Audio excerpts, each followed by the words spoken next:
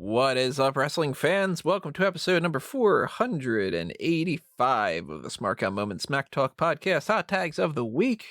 You know what we're going to be doing here? We're going to be breaking down the current events, the gossip, and the rumors, and the news, and other things that have happened in the world of pro wrestling over the past few days we feel like talking about on the podcast, because that's what a podcast is, and we're the hosts, and we talk, and that's how it works. I'm Tony Mango. I've got with me Robert D. Felice. Hey, Tony, is this the Snyder cut, or are we going to drag everything out? Like, we're going to make this one big. No, we're just going to make it in the 4:3 aspect ratio. That's what we'll do. Maybe like some things in black and white, you know? We're going back in time, so this YouTube video will be only 15 minutes long. Make sure you look at the next part, okay? It'll be where I'm at like 14 minutes and 30 seconds, and I'm going, oh my god, I have to wrap this up because it won't go past that 15-minute mark. So everybody click on the next part, because part 2, we'll talk about the other part of the hot tags, and whatever, and there'll be the captions of the images like it used to be, and I don't know. I'll be promoting my tout. You would have been a tout superstar, Tony. I had a tout account, and I touted. I guess he touted. Yeah, we had a tweet kind of thing. I touted a couple videos on that WrestleMania 29 weekend. And that was it. Like, I'm done. That's kind of funny, actually. Couldn't even tell you what I said in it. I'm pretty sure it's just kind of like, woo, it's Mania, woo. It dissolved only in 2019. Really? So only a year and a half ago. Can I still find my account? Or is it like totally dead? Everything dead? I would imagine everything is dead, but you never know. Let's see. tout.com/smarkoutmoment. I'm going to do this on the fly. It's totally not loading for me, so that's not a good sign. Well, I'll keep that loading in the background while we remind you all that we want to know what you have to say. So drop a comment below on YouTube in particular and tell us your thoughts on these hot tags, and tell us your thoughts on tout and anything else. I liked, was it Marquise, I think, last week or last podcast or whatever we had done, where I had said like, tell us what you ate for dinner. And he mentioned pepper steak and pasta. I'm like, ooh, that sounds pretty good. Wow. Yeah. Sounds great. So tell us what you're eating. So in July of 2012, WWE invested $5 million in tout. They invested $5 million in tout? Wow. Yep, and the site did not load for me, so tout, I'm pretty sure, is RIP. Leave the memories alone, Tony. See, that's not the song that pops into my mind. The song that always pops into my mind is tout, let it all out. These are things I can do without. Come on. And demonetized.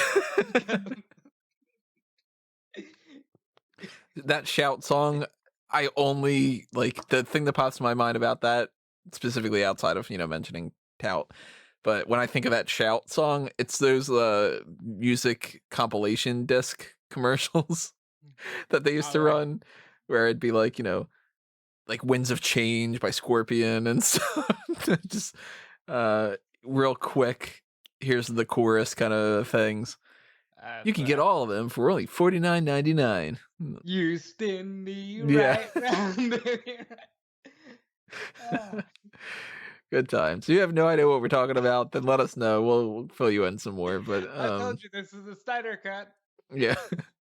4-hour-long edition of the hot tags. It might be. We got a lot of hot tags. So yeah, drop a comment, hit the like button, hit the share button, hit the subscribe button if you haven't done that already. Ring that little notification bell, especially because we've been doing a lot of live things recently, and you'll be aware of when we go live, when that happens. In particular, we're going to go live again on the Fastlane post show right after the pay-per-view, so stay tuned for that. And on top of that, if you are feeling so generous that you want to help us out on the monetary side of things, you want to take advantage of the different aspects that you can do that, there's the merchandise shops, TeePublic and Redbubble. There's also, if you're on the YouTube interface, there's a join button and there's an applause button. The applause button is kind of like a little tip jar, and the join button is basically the same as the Patreon. If you go to patreon.com/smarkoutmoment, you will see a bunch of different tiers there, including the Pick Your Poison tier, which we'll be doing something pretty soon about that. We're going to do a Play the Game audio edition that we've teased before, sponsored by Marco. So thank you, Marco, for that. Not entirely sure 100% which day we're going to do that, but it's going to be pretty soon. Probably like maybe next Saturday, I think is or next Thursday, I think we might have on the schedule for right now. So stay tuned for that. But it's not going to be on the YouTube because that's going to be more of a copyright problem. So it's only going to be on the podcast feeds. I'll give you more information about that next week. Then there's also the Dark Casts that you can only listen to on Patreon. And I mentioned before that if we get enough people, I will lower that rate from the $10 one to the $5 one. So if you're thinking about signing up, that is the best time to do it. Try to take advantage of that. And on top of that, if you just want to toss a buck our way, that is a great way to motivate us and to keep us growing and keep us going forward. So if you got the spare change, if you want to open up your wallets and help us do that, and you want to show your support, there's a couple different ways to do that. Anyway, let's talk about Charlotte Flair from the WrestleMania poster, although not anymore. So a lot of people are talking about this. You're of the opinion that this is nothing. I'm of the opinion that they actively took her out. And if they went out of the way to just take her out, it's probably a reason why. So I'm going to wear my tinfoil hat here. I can't. Maybe it's because I see a lot of these conspiracy theories all day. I can't be bothered to think of one for this, you know? They took her off the poster. She wasn't a champion. She's not announced for any matches right now. I don't think there's a grand conspiracy here. I think it just, they made a bigger banner and they made room for other things. They had to make room for Drew McIntyre's sword, you know? Well, what's weird to me is that they took her out, but they didn't replace her with Asuka. Yes, I'll agree with that. If they did that, then I would have been like, oh, okay, well, they just decided, why do we have somebody who's not the champion on there? But they just took Flair out. So I'm kind of wondering if that's more of like, well, we don't want to spoil that she's going to be fighting for the championship and or be the champion by the time that WrestleMania comes around, or if it has something to do with the Andrade thing. I don't know. Maybe not. Maybe it does. Pure speculation. I kind of feel like they wouldn't bother to do it if there's no reason to do it. So then it makes me go, well, then what's the reason? Like, I don't go out of my way to like change something on the website unless I think that there's a problem or an upgrade. Well, was this the week we talked about Andrade, or did we do that last week? I think it was last week. Yeah, okay. Last week's hot tags. So Andrade confirmed that he asked for his release. Yeah. And do you blame him? No. Like, I don't. I mean, it would be stupid of them to punish Charlotte. You don't punish your top star because their significant other asked for a release. Then again, though, you don't take a guy like Andrade and just not use him. There's more precedent for that than there is for the other thing. It would be kind of funny if that's their big, like, we're going to get back at you by taking you off the Mania poster. And it's not even like, okay, we're taking you off Mania. It's just, you're not on the poster. Yeah. Yeah. Like, I don't know, like some, like, weak parent where it's like, okay, I'll give you exactly what you want, but I'm going to do it with a frown. You know what? Yeah, you can eat ice cream, but it's only going to be after you eat one piece of broccoli. How about that? Okay, well, you don't have to eat the broccoli, but the ice cream, you're not going to get candy on it. Yeah. I'd be that parent, but it's going to be vanilla, and I'm not fudging. See, I like vanilla better. Yeah, but you can't just eat vanilla. I mean, you get vanilla with, like, some kind of stuff in it. It's better, of course. Yeah. You got to have some, like, Reese's peanut butter cups. By the way. That is, like, the best. But I don't want to drag this out any longer, but I was typing peanut butter, and I kept thinking about how you hate when people say peanut. Why do they say peanut? Like, all right, we're going to go on a side here, because this is why we need the All Talk Show back, and Snack Talk, I guess. These commercials for the Reese's, where it's Will Arnell, I think, doing the kind of voiceover. Yeah. And he's like, oh, the chicken and the egg. It's not a question of what came first. It's a question of what comes with peanut butter. But he says, what comes with peanut butter? It's not peanut. It's N-U-T. Nut. Do you say like, you know, oh, I just fell on my bit? No, you fall on your butt. Or like chestnuts. It's not chestnuts roasting on an open fire. Chestnuts Yeah, it's not peanut roasting. butter. You're weird if you say peanut. Just you're wrong. Anyway, for Will Arnell listening to this, if he goes, "Hey," well, say peanut.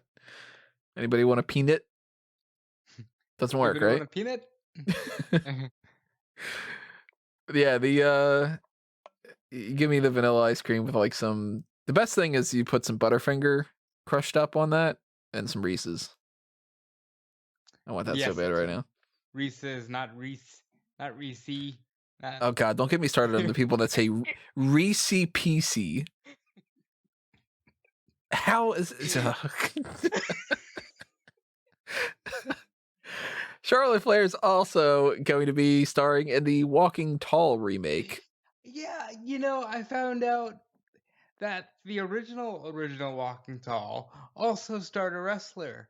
Like the guy that was in the original movie back in, I guess it was the 70s, was also like some territory indie worker. And it inspired Hacksaw Jim Duggan with the 2x4. Nah. And then you've got the Rock doing his remake of this. Well, hold on, just so we're clear, that Jim Duggan thing is a lie, right? No. No, are you serious? No, I didn't know that. Yeah, 2x4. That was for the Walking Tall thing. Jeez, that's cool. This is like a wrestler movie. Yeah, it's just every couple of years, another wrestling entity is just kind of like, you know what? Let me take a crack at that. So I don't know, maybe in like 2040, we're gonna get like one of Shane's kids. It's gonna be in The Walking Tall or something. I could see it. Maybe. But I'm not planning on checking it out. It's the type of story that I'm like, I know the story enough. I haven't seen the movie that The Rock was in or anything, but I mean, if it looks good enough, I'll check it out. I'll say it. No matter what, if something looks good enough, I'll check it out. But I got a feeling I'm not going to be super pumped about it. Good for her, though. Yeah, that's cool. She's gonna branch out. She's gonna be a superstar. It's starting. She's doing the Punky Brewster thing. She's going to be doing this. You know, once you start going down that road, it seems like everybody likes it.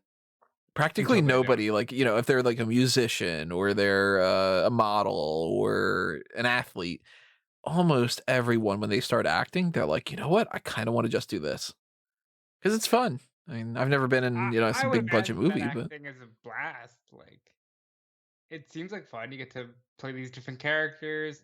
Of course, Charlotte Flair can do that in wrestling. I'm sure it's nice to play a role where you're not constantly reminded that you're your father's daughter, even though every story you do is about not just being your father's daughter. well, her character in this Walking Tall thing is named Ashley Father's Daughter. And Okay. it's a Scandinavian name. It's Oh yeah. Father's Daughter, like the DOTTIR, you know, that kind of thing. I learned of that now. The listeners are like, "What the fuck are they on today?" They're like, it's only 15 minutes into this. Usually they don't get that crazy until an hour. Well, strap yourselves in. Snyder cut. Let's talk about Charly Caruso. We went from Oof. Charlotte to Charlie. There you go. That's the transition for it. She, according to these reports, is probably gone from WWE.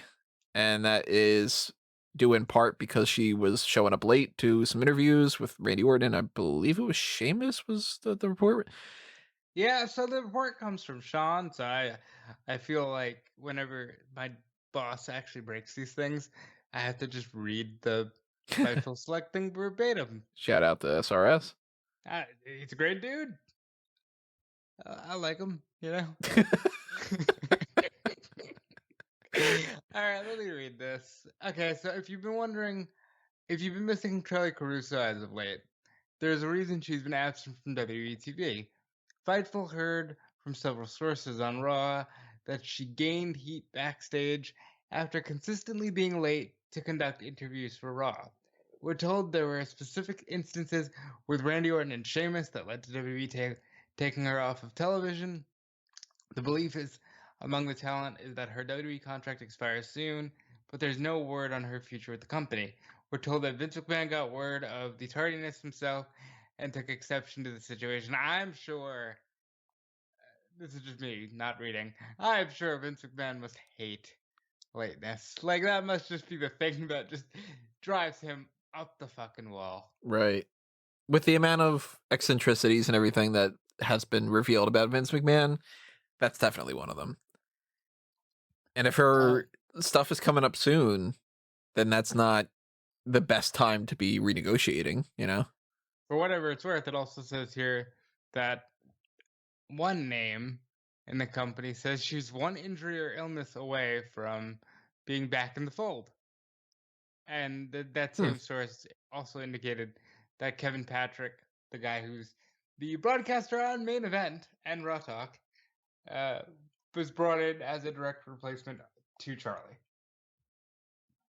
So sadly, I'm imagining at this point she's gone. I like Charly. Let me Yeah. just put that out there. Like, Charly Caruso actually has personality. Like, you know what I mean? It sucks that she's late and like, you can't be doing that. Especially Right. when you work for a company of that magnitude. Pop. Pop, you know what I'm saying? It's totally ruined the word magnitude for me. But like 10 points if you get the reference. I like Charly. Yeah, she seems cool. And I've never met her, so I don't know for sure. But she is one of the more engaging broadcast panelists. And if, like you said, if she's showing up late, you can't do it. But if that's not the case, or if it's blown out of proportion a little bit or whatever, I hope that that's the case at the very least. And that she sticks around because she's fun. She's funny. And I mean, her last thing was the DP thing. So it's... At least it left an impression, you know. Did it though? Okay. Well, you got to give the 9/11 747 thing a run for its money, right? Yes, and she also called Goldberg Daddy at the Royal Rumble. I mean, Charly Caruso went out with a bang, if I do say so myself.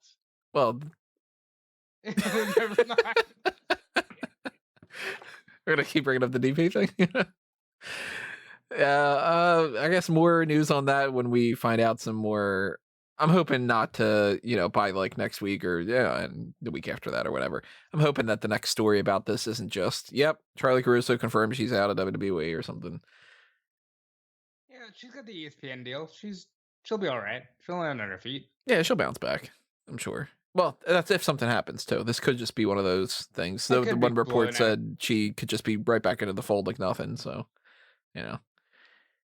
I'm wondering what's happening with Kathy Kelly, because we haven't seen Kathy because right when she left, the pandemic happens. So that just... So, like, she's just been taking up archery. Like, I follow her on Instagram. She's just sort of chilling, having a good time. That's cool. Living life. She seems like a total sweetheart. So yeah, she seems great. And Kayla recently got some people turning their heads because she had tweeted out something about the amount of times that she's been wondering if she was pregnant. Something or whatever, and Corey Graves is like, plural? Like, just kind of... I like when they got that banter at least going on. Good for Kayla. Kayla seems like she's a doll. You know who doesn't seem like they're in a good spot right now, at least for AEW? Jack Evans. Oh no. Wrestling Observer reports that he's got some major backstage heat for busting open Preston Vance on AEW Dark. And that was the reason why he didn't pop up back later on the Dynamite episode. Huh. I did not know that. That's unfortunate. Jack Evans, he's a good dude, though. I hope he bounces back, because I like him. I'm curious what the heat would necessarily be. If it would be like, well, you're not being careful, or you shouldn't have done that move, or if it's kind of one of those things where accidents happen, but for some reason it's going to be a big deal this day, kind of a thing. Or this could be blown out of proportion too. You can always take everything with a grain of salt. Can I give you a breaking news one? Yep. Rhea Ripley on Raw next week. Huh. I don't know what they're doing with her. Yep. For her to be on the Raw after Fastlane 2 weeks before WrestleMania. Or, no. Yeah, 2 weeks, right? Wow, 3 only weeks? 2 weeks? No, 3 weeks. wait, Has 3 to be weeks? 3. Has to be 3. All right, let's do the math. Let's look at a calendar. That's helpful. So that'll be Monday the 22nd. So 1, 2 weeks. Wow. 2 weeks before Mania. What are they going to do with serious? this? I don't understand that. Are you serious? Wow. No, hold on. There are 3 episodes of Raw left. There's the episode on Monday, 22nd. Monday, the week after. Then there's the 29th, and then there's the 5th. Right. So they have 3 episodes of Raw to build Charlotte Flair versus Asuka versus Rhea Ripley. Has to be what they're doing here. that, or maybe I don't want to say it, but maybe she just goes, you know what, I want to do something at Mania, and they go, well, you know what, it's WrestleMania Women's Battle Royal or something. Like, Yeah, you Tony, stop speaking these things into existence. I don't think that that's how they're going to do it. I think that we're getting a women's tag title battle royal kind of thing. Not battle royal necessarily, but you know, Like a gauntlet. yeah, Or like a whatever. because I mean, you got Natalya and Tamina, you got Naomi and Lana, you got the Riot Squad, you got Sexy Muscle Friends. I can't believe that's their actual name. Yeah, it's better than PCB. That it is.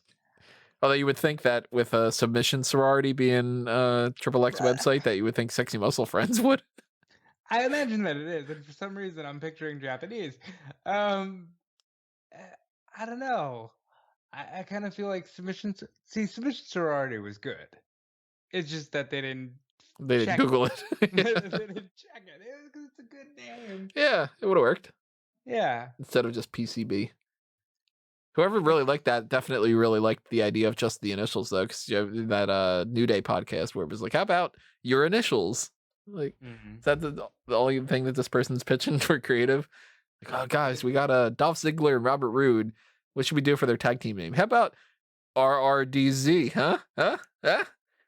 Maybe DZRR? What about that? Switching it up. It's like, come on, Phil. Yeah, really. So, good. I guess we'll figure out what's happening with Rhea Ripley. Maybe they'll do something on Fastlane. Maybe it'll be like one of those impromptu. Can they just do Charlotte versus Asuka at Fastlane and get to Charlotte? And That's what I would rather have. Yeah. Look, you've proven this year. You've proven it. It's fact checked after this Monday's Raw. You don't care about building things. Just do it. Just do it. Get the Nike swoosh. Just do it. And somebody else who's been hanging around is Chelsea Green. Hell yeah, she's back. She is cleared to compete per Fightful, and she was backstage at SmackDown. And I hope to God she can actually debut. You know what they need to do just for like Omen kind of sake? Book her in a match that's like the, you know how like they would do like the Belfast Brawl, and it's just an ODQ match. They just this one's the Belfast Brawl, and if it's like Halloween, that's a trick or treat fight or whatever. They need to just book her in the winner or loser cannot have to go to the hospital after this match, and then they could just do a regular match, and they'll be like, "Look at that, it worked." You know, I really hope so, because there was like 4 different times where she barely got started, or she the first match back or whatever, and she got injured. So, you know, 5th time's the charm or whatever it is. But she's also backstage with Santana Garrett. So I guess both of them are coming up after Mania. Or they could just come up now and be the tag team gauntlet thing. That could be too. Yeah, they could just put those 2 together. It's not like they haven't made makeshift tag teams before. Look at what's happening at Fastlane. So Yeah. maybe Chelsea and Santana, maybe they start setting something up where it's like, well, Riot Squad wants a title shot, Sexy Muscle Friends wants a title shot, and so on and so forth. Then Green and Garrett could come out and be like, we've been sitting in the sidelines. We want a title shot. We're going to be a tag team too. I'd be down for that. Mm-hmm.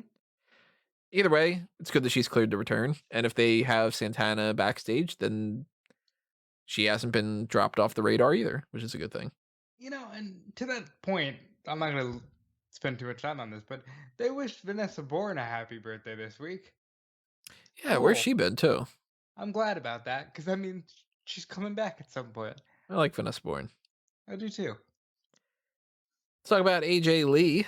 She is going to be not returning, sadly, to the ring, but she'll be writing a Wonder Woman Black and Gold comic book, which I am pretty so neat. excited about this, just because it's AJ Lee and it's Wonder Woman, and I'm a big fan of comics, and I'm gonna enjoy the hell out of this. If I get a chance to read it, we might do some kind of mention of it on the hot tags or some kind of crossover, because if you don't know, there's also fanboysanonymous.com where we talk about comics and the geek culture spectrum. So superhero stuff is like the biggest part of that. There's movie reviews, there's TV stuff, there's video game stuff.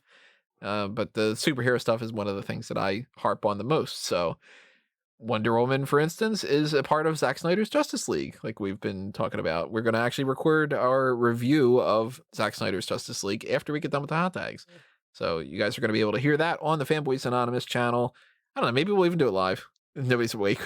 Maybe we'll do a live thing anyway. We should. We should. Why not? You want to do it live after this? At like 1 in the morning? Why not? Yeah, maybe we will. Maybe it'll just pop up in your feeds and you'll be like, I missed a live thing. And they were right. They did it. Either way, if it's live, if it's not, it'll be up on that channel. And you can subscribe all over the place on fanboysanonymous.com. You can head up to Patreon for that to help make sure that we do even more stuff on Fanboys, because we've been really enjoying doing a lot of that recently. In particular, the Review to a Kill series about the James Bond franchise. Live and Let Die. It's the most recent episode that's been uploaded. And we are going to do more and more and more of those as those go along, because we're going to review every single one of the movies. And then probably some other stuff after that too, to kill some time in between. But that's all on fanboysanonymous.com. So, if you really like the red brand here, go check out the blue brand. Let's talk about the black and gold brand, not for the Wonder Woman comic, but for NXT, because we got to talk about a COVID outbreak that involved a couple different people. It seems like Johnny Gargano and Candice LeRae were a part of the quarantine. Seems like either Isaiah Swerve Scott and or Leon Ruff were a part of that, because their match was canceled. Triple H not hanging around because he's in quarantine. Although one report did say he's in quarantine, but he tested negative. So that's... I agree with that, though. He should still be in quarantine because Yep. You were near him. Yeah. That's how you properly do shit. You take this seriously. Everybody keeps acting like it's just, well, it's been a year, and then things don't work that way. It's kind of like when people go, all right, 3, 2, 1, Happy New Year. Well, my life's going to turn around. It's like, well, that's not how it works. And if that is how it works, then you need to do that countdown at the end of every day. Yeah, then, share some of the magic with the rest of us. Imagine that, like, you watch the ball drop and you're just sort of like, there goes a whole bunch of money in my bank account or something like. More on that when we talk about Justice League. Yeah. This COVID outbreak, I haven't been able to find too much rock solid information about it. It seems, from what I've gathered, that it was a bunch of people setting up rings and doing some other stuff like that and not wearing masks. So wear a mask, guys. There's also a report from Fightful. I know I've said their name a lot tonight. Look, I'm not just showing them because I work there. They happen to break a lot of good news. That Vince McMahon is like fucking outraged that people aren't properly following protocol. Yeah, you should be. Like, this is WrestleMania season. Not only should you be following this protocol anyway, and especially during a time frame where, like, you have got other people's lives to factor in here, and this is like a job that you keep going to instead of like, there's one instance where something might have happened or whatever. Even then, you shouldn't be making up excuses. But this is the time of the year where it's like they can't afford to just go, well, for 2 weeks, that isn't happening. Everybody's got to be on their absolute best behavior, at least until WrestleMania is done. Can you imagine just being like, oh, guess we're not doing Edge or Right. Bryan or Roman, because Bryan and Roman all both left when COVID got serious. Where like you set up all this kind of stuff ahead of time, and then Bobby Lashley is like, I got to quarantine. You know, Can you imagine? I'm really hoping we don't get any news like that over the next couple of weeks. Speaking of, Goldberg got the first shot. I saw that on Instagram. Huh. Did he He like didn't have any doors or anything. have any reaction where he like spits out smoke or I hope not. Jeez, that would give the anti-vaxxers something to talk about. Somebody's gonna take footage of him in his entrance and be like, see, this is what happens. Look, it causes this. Yeah. He wouldn't have banged his head on that locker if that wouldn't have been the case, you know. Or you know what, even worse, because the way that some people are, they'll take footage of the Fiend and be like, a before and after of Husky Harris. This is before he took Randy Orton throwing up black ooze. This right. is what happened. They'll not even pay attention to the fact that it's grainy footage, and they'll show Papa Shango and Ultimate Warrior. You see? Look at this guy. Words. The COVID outbreak is obviously a really, really bad thing, and I hope that that's something that this wakes people up, and that it doesn't factor in any more of changing any plans going forward. They've got at least enough time that if they ended up having to do the 2-week-long quarantine, that they should be able to do the matches for TakeOver, so that's good. But stop partying, stop not wearing a mask, and I don't know why my phone is going off with that. I didn't say anything close to Google, but whatever. I know why, because it says I don't understand, and neither do I. Tony's phone, I don't understand either. Maybe my Echo Dot's gonna chime in too and go, I understand. Or it'll be a little bit late to the party and it'll be like, yeah, vanilla ice cream's great. We also unfortunately have 2 injuries in NXT that factor into some stuff going forward. One of them is Curt Stallion. He has suffered a wrist fracture. Ugh. And Danny Burch, I haven't gotten confirmation about it, but it seems like a separated shoulder. Yeah. So that sucks, because, I mean, it always sucks when anybody gets injured, but in particular when you've got a championship. No Danny Burch and Oney Lorcan versus MSK for TakeOver. God, they should be given those belts by default. You think what they're going to do is vacate the titles and have Grizzled Young Veterans, or do you think that they're going to do something else? I'd vacate the belts. Because they do have an option of having Pete Dunne sub in for Danny Burch, which would be kind of interesting because Pete Dunne had his title reign with Matt Riddle, where he had to be subbed in and replaced by Timothy Thatcher. I'd allow that, just because Pete Dunne can also say, hey, look, I never lost the belt. Mm-hmm. That's what I would do. I don't know what their game plan was, because we didn't get Grizzled Young Veterans this week either. They were doing like a little video kind of thing, so maybe they were quarantining as well. But the whole setup with MSK and the hand injury and all that, I was assuming that what we would go with is Burch and Lorcan against MSK for TakeOver. But if that can't be the case right now, I don't know what they're doing with Pete Dunne. He's teasing this whole idea that he's the best technical wrestler, but I'm wondering like who comes in to challenge him. Listen, I don't even know if he said this on the air, but I love Callum's idea of Daniel Bryan goes to NXT and fights Pete Dunne. I'd be cool with that. Like, yeah, I'm down for a 3-way at Mania, but if it can't be that, I'm totally okay with Daniel Bryan fighting Pete Dunne, because that match will be a thing to write home about. You know, would be pretty special. I was even thinking that depending on what their plans are for that, there might be a 3-way for the tag titles. It might be MSK versus Grizzled Young Veterans versus Lorcan and Pete Dunne. I wouldn't mind it. And even though that would not factor in the whole who's Pete Dunne going to be challenged by, maybe they hold off on it. Yeah. Because I can't imagine, obviously, this wasn't their plan that Burch gets injured. Obviously, that's not the Can you plan. imagine? But like, all right, we need to factor in Burch getting yeah. injured. They're like, listen, we can go with Finn Balor versus Karrion Kross. We can do Io Shirai against Raquel Gonzalez. Danny Burch, I'm going to need you to separate your shoulder. And then it's gonna. He's just like, what? They're like, nah, trust me, it's going to be good. Curt Stallion, I don't think was going to be factored into the takeover plans. He got his had that shot. one match that one time. Yeah. He had a shot. He lost. Listen, I feel bad for him. He's good. Mm-hmm. There's bigger fish to fry. You got a champion versus champion match. How can there be anything bigger than a stallion?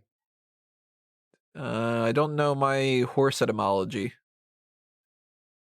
Is a colt bigger? I don't think so. No, I don't know. I said something. Horse people out there, tell me if that's right, or if it's wrong, then tell me nay. Oh,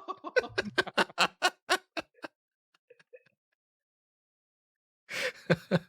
Yeah, hate me too. Go on, vote on the Smark Madness tournament. That's the best pay-per-view names of all time. That's the tournament that we're doing right now. Round 2 is up, so you go ahead and vote on that and keep that going along here. The Smark Madness tournament changes to a new round every single Wednesday night or Thursday morning, depending on when I get around to doing it. And, we're pretty new on this one, so cast your votes. Yeah, we'll talk more TakeOver stuff when we get a little closer to TakeOver. Well, let's talk NXT producers like Shawn Michaels. Because Shawn Michaels recently said in an interview with Inside the Ropes that had he been presented with working with a performer like how he was in the 90s, he might have actually just said, hey, look, I mean, we can get him some help, but at the end of the day, is he more trouble than he's worth? And to me, that's an interesting quote to me. Because for him to say that somebody with all the problems that he brought to the table in the 90s would be more trouble than they're worth, it makes me wonder about the people who we do know are problematic in that locker room. Velveteen Dream, Riddle, Jordan Devlin, Austin Theory. Oh, actually, the Austin Theory thing, did that pan out? I don't remember for sure. Shouldn't say that. It's because he's been getting more of a solid push. So I'm assuming that a solid push, and he's been stated by Michaels as somebody we should watch out for in this year. But it does seem like there's quite a difference between what he's got going on and what like Velveteen Dream's got going on. So I'll read you the quote. He says, "I don't know. I don't think I'd deal with them, and I'd probably suggest that we let him go. He's going to be nothing but trouble no matter how talented he is. Either that or get him help. Honestly, that would be the biggest thing, especially as I look at it. I think to myself, well, I was good at my job. So when you see that kind of ability and they're young and they're just angry at everything and obviously have a problem, as opposed to getting rid of them, the first thing you should probably think of is helping them. So the more that I think about it, I think to myself, again, we should try to at least help him because that young man is going to end up hurting himself someday, or he's going to be one of those wrestling tragedies that we hear about. So I think if he had all the drug issues and things like that, I think that'd be the first step. If it was an attitude thing and there were no other circumstances, that's when sometimes it may be, no matter how good he is, he's probably in more trouble than he's worth. Who's he referring to? Himself. Oh, okay. Huh. I mean, it's an interesting perspective because I've been telling you for months, I want to hear somebody ask Shawn and Hunter about dealing with problematic people. Right. And that's a good way to get it around because, listen, they know what it's like to be problematic and to mature over the years. And now they know what it's like to be on the opposite side. So they Right. get to, every parent eventually learns the lessons that their parents were trying to teach them. And then they go, oh, okay. Yeah, And I it's understand true. that. So, let's talk about NXT UK because Shawn Michaels is a big part of that. Oh. NXT UK is going to Oh. have basically a takeover. Oh God. So this week is going to be insane. I Hold lost on. track of how many articles I'm going to be writing, and I basically at this point I've been telling other people, I've been telling my fiance and stuff. I'm like, I might be having a podcast like 24/7, Oh, we should. because I'm thinking like we'll have the hot tags, we'll have predictions for Fastlane, for WrestleMania, we'll have predictions for Takeover, which for Mania and for Takeover are going to be double the amount of what a normal predictions podcast would be. There's going to be predictions now for NXT UK Prelude. There's going to be a post show for NXT UK Prelude, a post show for both episodes of NXT Takeover, a post show for both episodes of WrestleMania. I don't know what Hold on. as How far can we as possibly do that? How can we possibly do predictions and a post show for Prelude when the post show for Prelude's probably going to be occurring as NXT Stand and Deliver Night 2 is beginning? yeah. Those are the conundrums. So You have to understand, like I told the Fightful people, I'm like, all right, WrestleMania week. How the fuck are we gonna survive this? Like, what is the point of this? And that's not even counting the fact that there's still a bunch of indies. We're not gonna cover it on Smark at the moment, but like over on Fightful, you gotta cover all the indies. right. Fucking why? And Impact wants to run And they're gonna run. a Oh my god! pay-per-view on Saturday. The WrestleMania is going on. And they're gonna run. And supposedly the start time is 8 p.m. on Saturday. It's like WrestleMania will have already been on for 2 hours. And then they'll have been Raw and SmackDown and 205 Live And NXT and starts on Tuesday NXT that week, on the week of WrestleMania. or the week after. Uh, So Sunday, Monday, Tuesday. and you got Dynamite, and you got Dark, and you got Dark Elevation. You got Main Event. And you got, I'm sure like the Bump. You got some other network special type stuff, unless the Peacock stuff isn't working out like that. I don't know. You got the fucking Vince McMahon documentary. Oh, you got those A&E shows. That A&E starts. ones. Oh, the Treasury thing, and the Yeah. Treasury, not the Treasury. They just talking about banknotes the whole time. This episode we talk about the JBL money. And this episode we talk about the $1 Million Man. Like the Search for the Hidden Treasures and the Hidden biography Treasures. stuff. That's what it is. Yeah. I'm totally gonna forget about that. You're gonna have to remind me about that one. It's the Sunday. It's like, so we'll do the hot tags, and then that Sunday after Mania will be the A&E stuff. So yeah, it's like I almost said A&W. root beer's okay. Actually, I'm not a big fan. You got the A&E stuff. You got the AEW stuff, and the A&W. Get the A&W stuff. So watch some wrestling, eat a hot dog. Get a burger, you know? Still want that ice cream. Just saying. I don't know if they have the ice cream there, but if they do, that'd be cool. It's NXT UK Prelude. It's a thing. It's basically going to be just a special episode of NXT UK. It's not going to be an actual takeover event, or at least that's what they're kind of advertising it as. Calling it that? I don't understand the name. Prelude. Prelude to what? Honestly, it sounded like it was gonna be like a dark show.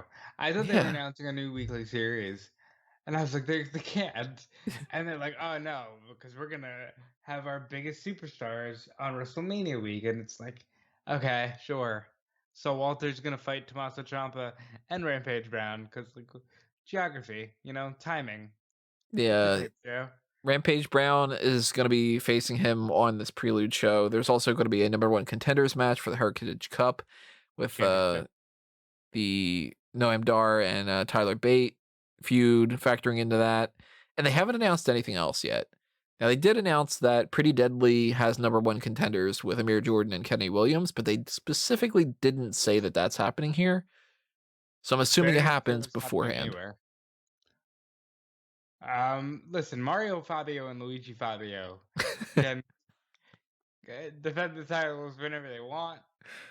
Clearly, they're just going to break up Kenny Williams and Amir Jordan. Yeah, because Williams is turning heel, and they're going to lose. So I'm assuming that happens on a regular NXT UK episode.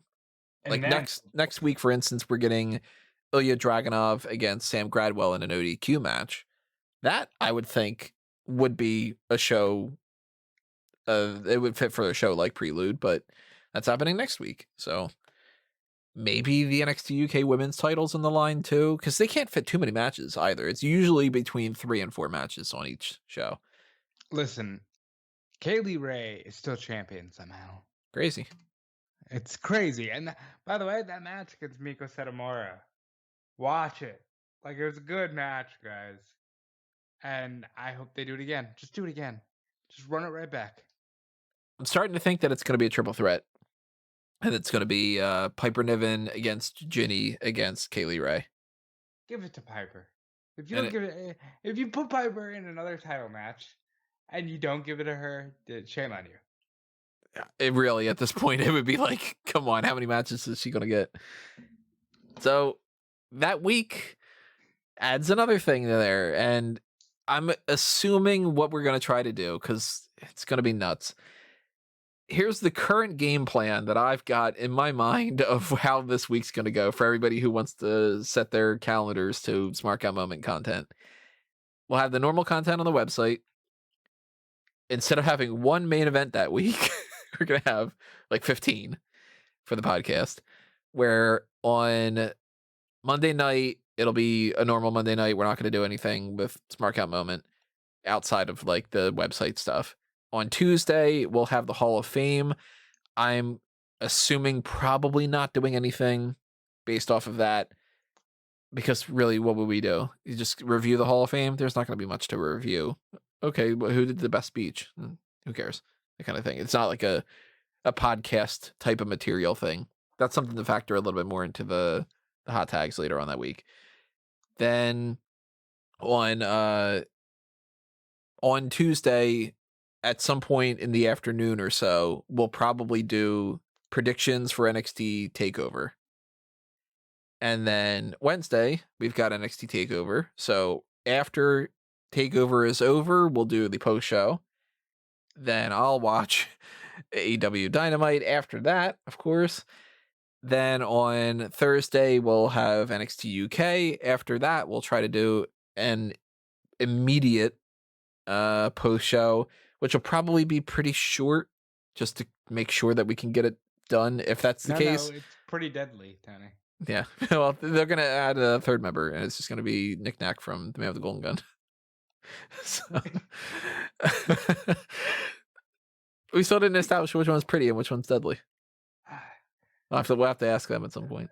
Mario Fabio is pretty and Luigi Fabio is deadly. And which one's Mario and which one's Luigi? You mean Sam Stoker and Lewis Halley? Mario would do the blonde and Luigi would do the brunette. If NXT UK Prelude does bleed into TakeOver, then we can't do the post show, because that's just, it can't work that way. Is that why it's Prelude? Is it a prelude to the NXT show? Maybe. They didn't really clarify enough for me like that. I don't like the name. I suggested in my post on eWrestling News, I said I want them to have an NXT UK event called Bloody Hell. That'd be amazing. Just, it makes me laugh at the very least. I want William Regal to say it like War Games too. No, see, instead of getting William Regal to do the whole War Games type of thing, we need to do it with the way that Callum did the War Games thing. So it'll just be like NXT UK. Bloody hell. Bloody hell, man. I told this and crack it down. It's War Games, bro.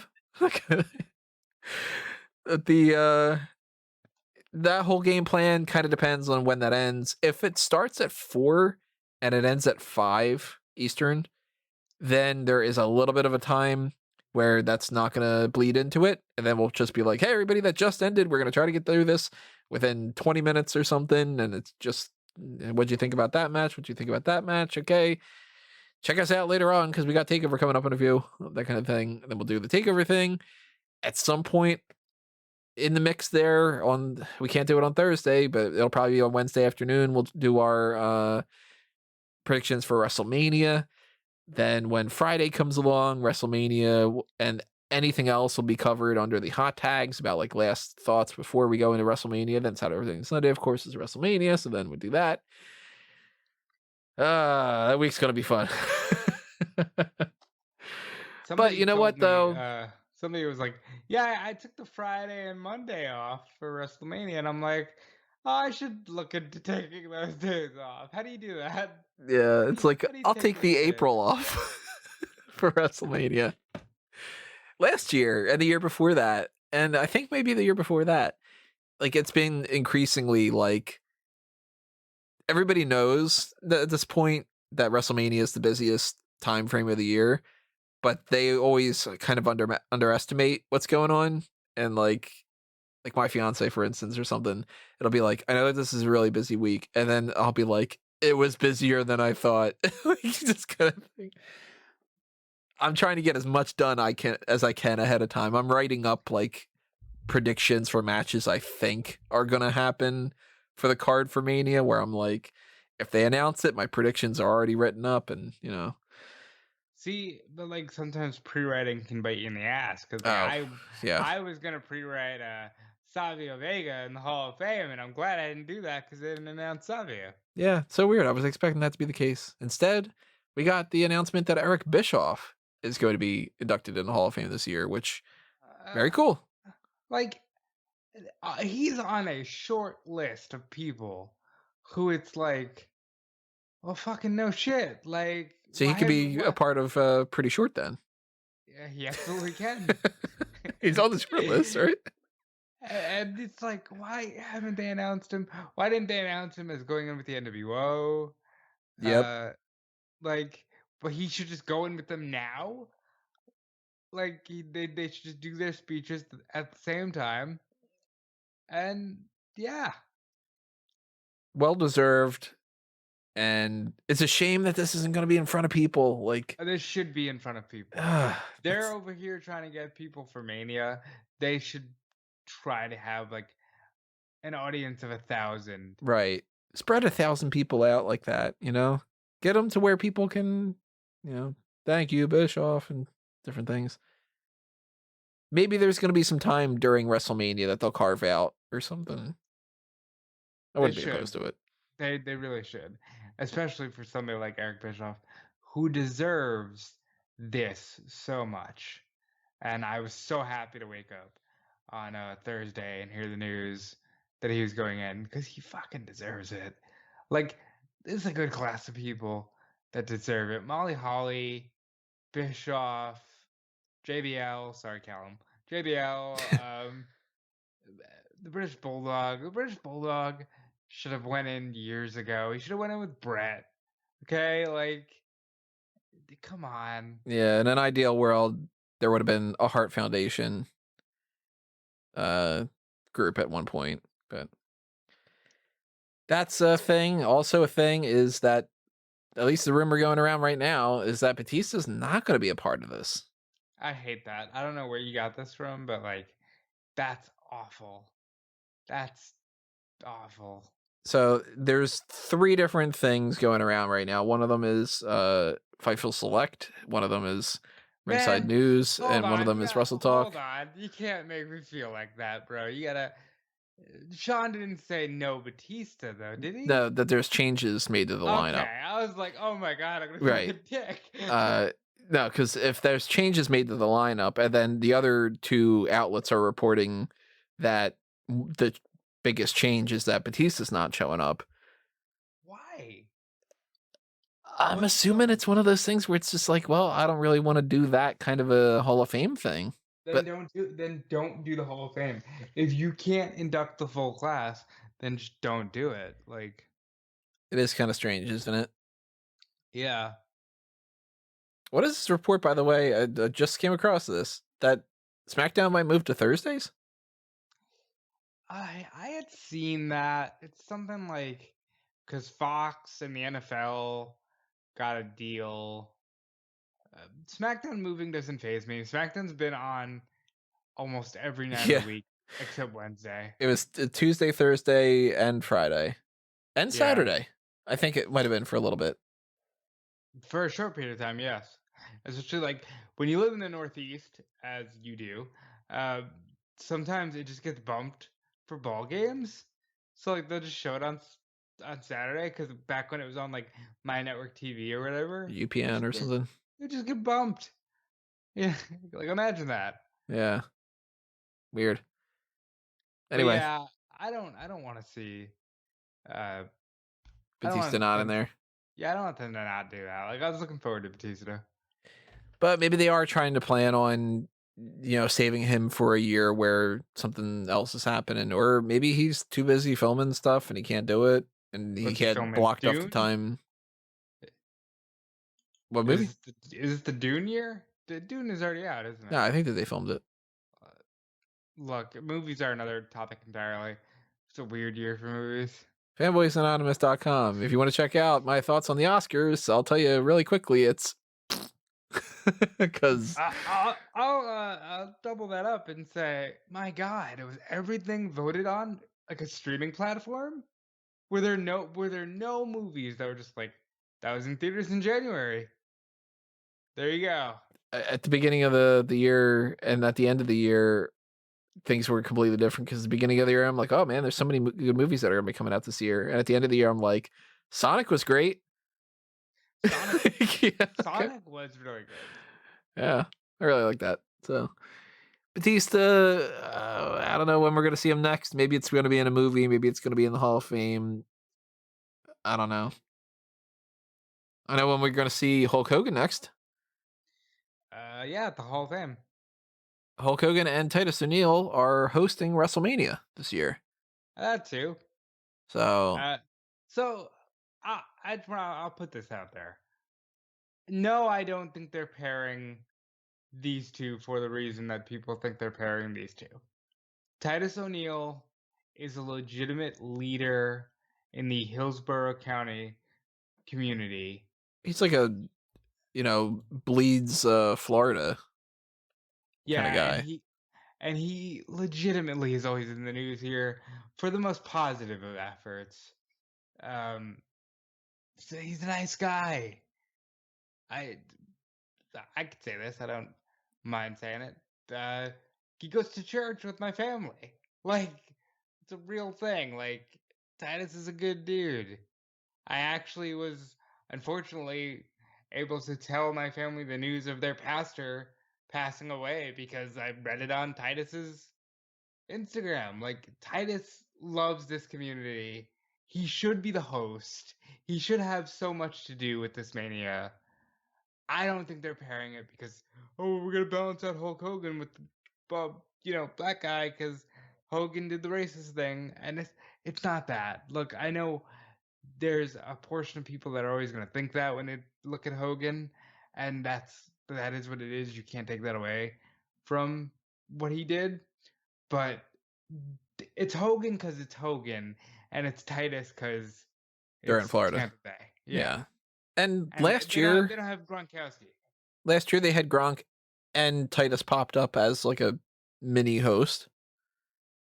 Right. And look, Titus isn't somebody who's wrestling on a regular basis. He is in this kind of position.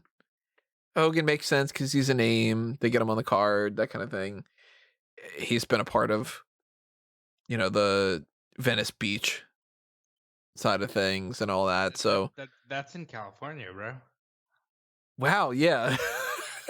Why am I thinking that that's in Florida? Because that's where he's built from. Like, it's like, like, there's a brain fart on you, right? Clearwater is what I think you meant to say. Yeah, he's been in Paris. uh, yeah, wow, brain fart. But he's a name. He's somebody who they can just be like, hey, look, it's Hogan, and some people will tune in because it's Hogan, and you know, I don't dislike this idea. For the hosts at WrestleMania, they're really not going to do much. What are they going to do? They're going to come out and say, welcome everybody to WrestleMania, and maybe there's like some kind of a little skit or something. Like, didn't Hogan, it wasn't the only thing that he really did was he like posed with He Alexa. posed with Alexa. That was nice. That's like it. So at least maybe this time they won't bother to just show his phone. Why are the H phone, brother? Uh, why are they insistent on having a host? It's just a way to get another name out there, I'm sure. Well, like they've been doing this for a few years now. Because The when did Rock. New Day hosted in like 2017, and then I think the host the following year was. But did they do a host the next year? Because the year after that it was Alexa. They did. The Rock was the first one out of these, like, we're going to build up who the host of WrestleMania is. And then they've had, like, yeah, you said, like, Alexa, and it's like, well, she was injured. Right, like Hogan did 30, and then they would just like bounce names of, oh, we need to get you on the card. Here, New Day, you're perfectly capable of wrestling, but be the host. There's some people tweeting out that they wanted Bayley to be the host. That was a rumor that like, Bayley can host it. Bayley doesn't need to host it. She doesn't. Like let her Wrestle? do her thing. Yeah, let her do her wrestling thing. Let the wrestler wrestle, you know. What a concept. There's more news about the WrestleMania situation of the seating, at the very least. They've blocked off the section with the pirate ship. That means it's coming.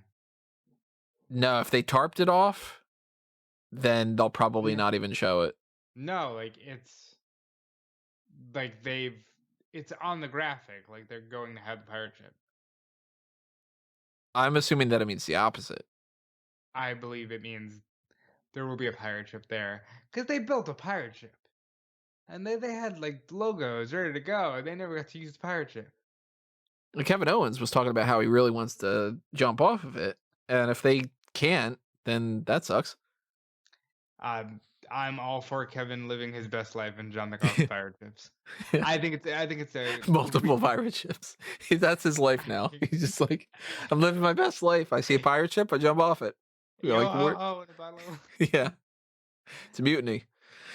I think it's an utter shame that Kairi Sane couldn't. Yeah, man, that's a shame. I think about They that. wasted her. She had the cutest little treasure chest for the title. I miss Kairi Sane. Yeah. Let's talk about some updates to Fastlane because, we're still on the road to WrestleMania technically. And we do have 2 more matches out of the card, and we got more confirmation that one of the matches is still happening. They did not take Braun Strowman and Shane McMahon off the card. So I'm glad I didn't erase all that stuff. I was like, I'm going to keep it up there. I think it might be a glitch in the website that everybody's running with instead. And tonight on SmackDown, they're like, yep, Braun Strowman against Shane McMahon. So that's still happening. Or at least they're advertising that it's still happening. Maybe it won't. I don't know. There's also that rematch between Mustafa Ali and Riddle. So Riddle retains. I'm still going with Ali. And then we got the confirmation of Seth Rollins against Shinsuke Nakamura, which means basically confirmation Cesaro versus Rollins at WrestleMania. I like it. So Rollins has to win this, of course. I'm a big fan. I like this a lot. Looking forward to it. It should be a good match. Rollins is having a lot of fun. Rollins has hit the point in his career where I think he's over being the guy who just wants to wrestle. And he's like, fuck it, I'm gonna have fun and be a character and just be a complete caricature. And then I can just go home and be me. and not have to worry about blending the two. I'd like to see more of that. Yeah, because to me, that's when wrestling is really fun, you know? Yeah. To me, when you get a little bit too much where your name is like, James Smith and your real name is James Smith, and you go out there and you're like, hey, I'm James Smith, I'm a wrestler, then you got to do so much more work just to try to be interesting. I mean, John Cena was like an anomaly in that regard. And Randy Orton, like, yeah, that is what it is, but like he's also Randy Orton, so they're just a wrestling family, so he can get away with like, it's in my blood. Of course, I'm an Orton. Right. If you're second generation, third generation, whatever, you kind of have to do at least a little bit of an allusion to that. Otherwise, people are just going to be chanting anyway. But when you get to like Seth Rollins could be any type of a character because he's not Seth Rollins. He's Colby, Right. I think more people need to do that. I agree. So let's talk about the TV stuff that have gone down this week. We got the debut of AEW Dark Elevation, and we got a whole episode of AEW Dark. So there goes the idea that AEW Dark is not going to be as long anymore because they'll have Elevation. Bro, there was 4 hours of television outside of Dynamite. Yeah, it's hard to watch. Like, that is too much. And for the people that are like, yeah, but you know what? If you're a really big fan about it, it's good that you get more. Yeah, but it's difficult to take in that much pro wrestling each week. And I'm hoping that changes. Because, yeah, some matches are good, but it's in typical fashion. It's like, okay, you got Luchasaurus and Cesar Bononi was crap. you got like Jungle Boy against Danny Limelight. I know who's good. gonna win. Right, but that is good. And you got Abaddon against whoever she was against. Okay, well then Abaddon wins. And well, it's it's supposed to be for these people to win or whatever. Yeah, but then when the matches go on for 15 minutes piece or something, so it's hard to get invested in a lot of those. And I like a lot of the people that are a part of that. Like looking at even just the Elevation thing. Jungle Boy is great. Big Swole is great. Tai Conchi, so much better than what she was in NXT. I don't know if that's just something else clicked or the NXT was holding her back or what, but I've been enjoying her so much more. Red Velvet, big fan of Red Velvet. Powerhouse Hobbs is cool. Brandon Cutler is great. Like you do some good stuff, but I just get burned out because it's hard to watch 20 something hours of just pro wrestling in a week. Yeah, here's what's hard. And yeah, I bitched about this on the Wednesday night or the review podcast, and I'm gonna say it again. Why are they running angles with Tony Khan when Raw's on the air? Don't do that. Oh, I really don't like how they position Elevation to be the first hour goes into Raw. And then that's fine. No, that's fine. End it at 8 o'clock. Just end the damn show. Do it from 7 to 8, or if you need to do 2 hours, which you don't need to do, but if you need to do it 6 to 8. And yeah, for anyone who's gonna say, "My God, they're so stupid. They're always complaining." We're only complaining because we're coming at this from a very unique perspective. If you like it and you don't have to cover this shit for a living, mazel tov. Like, live your best life. Watch this stuff all day. But when you've got to cover it, and Raw's just like, "Welcome to Monday Night Raw. By the way, here's your WWE Championship match at WrestleMania, and here's Fastlane match." That's too much.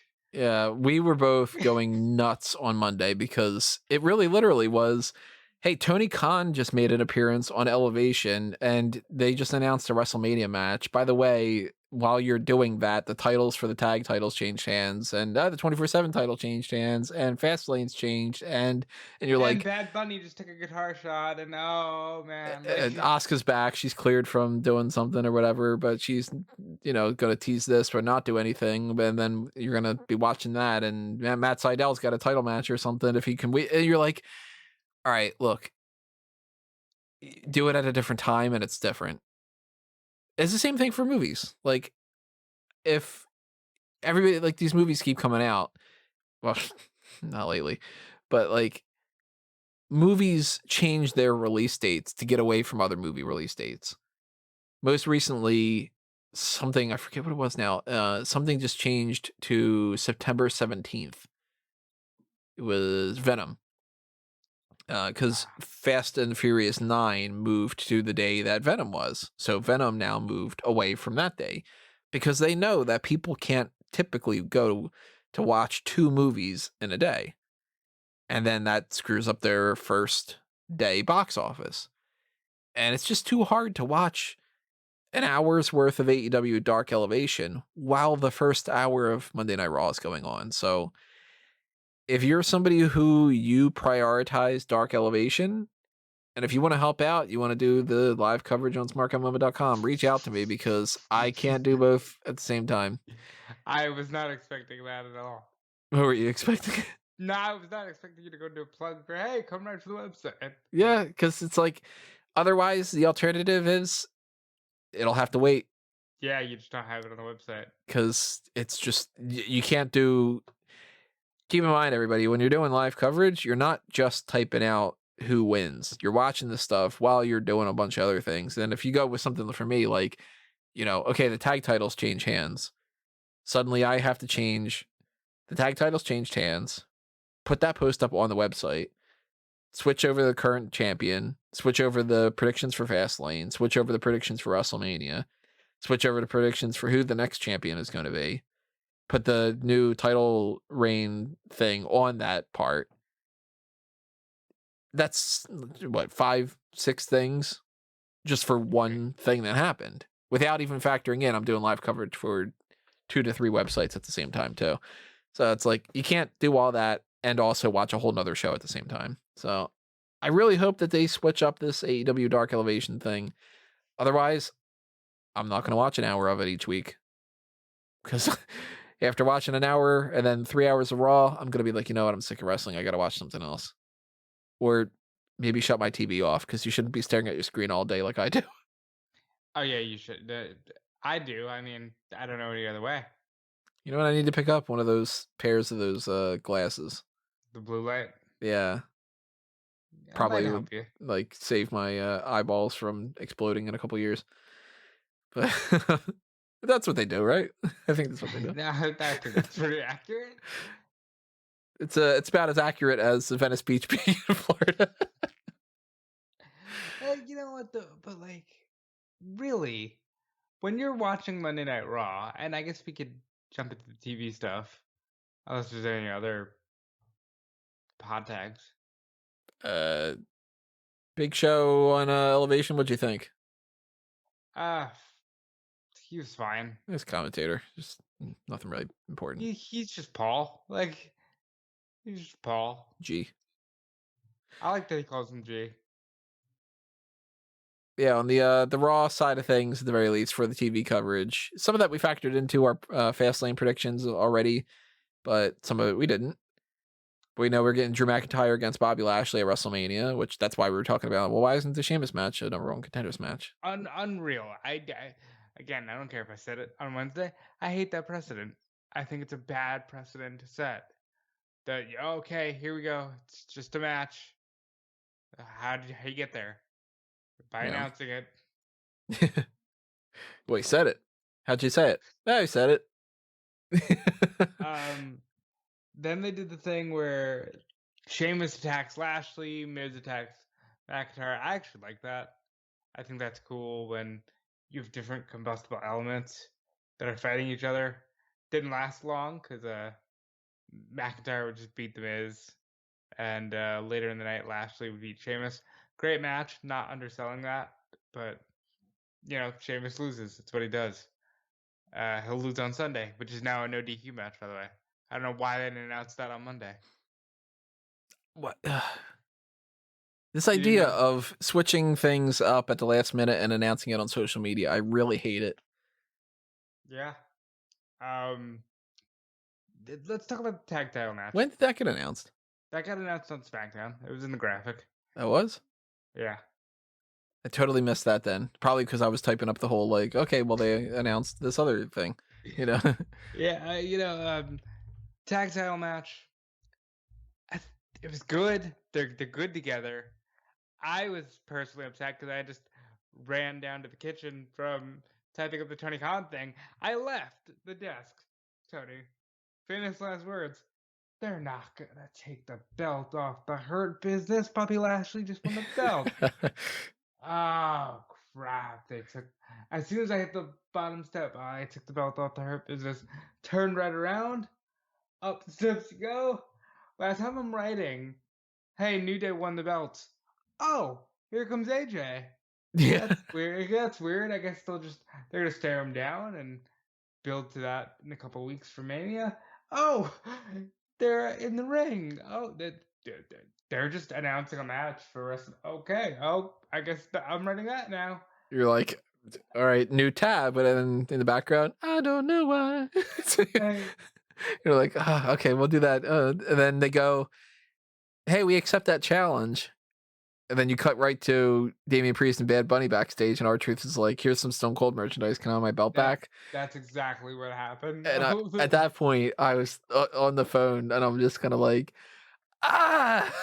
like, they're doing something else. I gotta go. Like, just be like, I gotta change the 24/7 championship now. Like, I texted Tony that we needed a therapy session. This podcast is becoming that therapy session. And it's just like, what are you doing? it's a lot Why? more stressful than it needs to be. That's for sure. Yeah. I don't ever subscribe to the idea of let's wait until the last minute and then throw everything out there on 1 week. Yeah, it's And stupid. then weeks and weeks of nothing really happens. And then everything changes and all that because I'm not the type of guy. I'm not the person who's like, who needs that adrenaline rush out of nowhere, Right. And I'm not the type of person who likes when you just build and build and build and build and build and build and build and build and build and build and build and build and build and build and build and build, and then you're like, yeah, there you go. And now we're gonna build and build and build. I'm like, no, give me like, I don't know, give me a smoother ride throughout the whole thing. Stressful, but Very much so. we got that stuff going on. No information about the Raw Women's Championship. Asuka tried to kill Shayna Baszler. I like that. I don't blame her. She knocked out her tooth. I like it. And then on the NXT side of things, we got a couple of different things going on. With some of it we already mentioned, but they replaced a couple elements of the card just because they couldn't have the same people there for the outbreak. So I was assuming that, for instance, Dexter Lumis beating Austin Theory, probably what the game plan was from the start, but the difference would have been, it wouldn't have been just Austin Theory there. The other people in the way would have been ringside. I think it worked okay. Most of the stuff that they had done, like, the promos that Grizzled Young Veterans cut, it's the same promo, it's just not in the ring. Right. We got Tommaso Ciampa had mentioned to Mackenzie Mitchell that somebody had taken out Timothy Thatcher. He assumed that it was Imperium, so he took out Alexander Wolf, and he's going to get to the other ones. He took out Marcel Bartel in a match. He beat him by pinfall. They had a whole thing afterward with that. Fabian Eichner, Marcel Bartel, and Walter all beat down Ciampa. So at some point we're getting Ciampa Walter, which Volter. that should be pretty cool. We got LA Knights debut. He beat August Gray.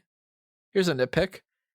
Everybody that's a big deal on 205 Live gets treated like they're garbage on regular NXT.